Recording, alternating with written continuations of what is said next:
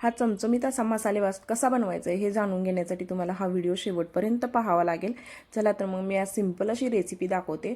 1 pot meal म्हणला तर की चालेल, बॅचलरसाठी तर बेस्ट ऑप्शन आहे। तर आपल्याला एक कुकर घ्यायचं आहे, त्याच्यामध्ये 2 चमचे तेल किंवा तूप टाकायचं आहे। तेल किंवा तूप छान गरम झालं की त्याच्यामध्ये आपल्याला टाकायचे जिरे आपल्याला छान फुलू द्यायचे आहेत। नंतर त्याच्यामध्ये ॲड करायचं आपल्याला कांदा पण आपल्याला छान परतून घ्यायचं आहे। आणि नंतर त्याच्यामध्ये ॲड करायचं आहे लसूण पण आपल्याला कांद्यासोबत छान फ्राय करून घ्यायचं आहे। नंतर त्याच्यामध्ये आपल्याला ॲड करायचे आहेत फ्लावर आणि नंतर फ्लावर आणि गाजर छान मिक्स करून घ्यायचे। नंतर त्याच्यामध्ये आपल्याला ॲड करायचं आहे फ्रोझन मटार किंवा फ्रेश मटारही तुम्ही यूज करू शकता। मी फ्रेश मटार यूज केलेले, तुम्ही फ्रोझन मटारही यूज करू शकता।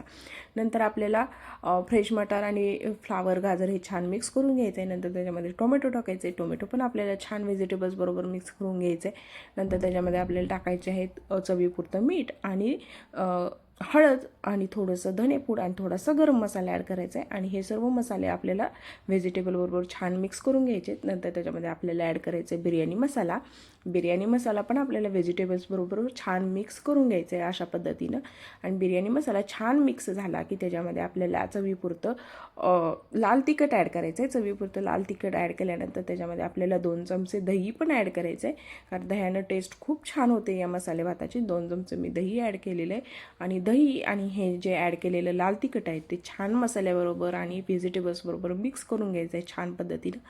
आणि पाहू शकता अशा पद्धतीने मी छान हे दही मिक्स करून घेतलेलं आहे।